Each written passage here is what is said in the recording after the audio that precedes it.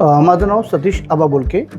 मी Poddar international school Nerul ICSE या शाळेमध्ये मराठी सहाय्यक शिक्षक म्हणून शिकवत आहे. आमच्या शाळेमध्ये ब्रेनबर्ग यांनी जे मिशन मनोमित्रा हे जे एक प्रशिक्षण ठेवलं होती कार्यशाळा, ही खरंच कार्यशाळा उपयोगी ठरली.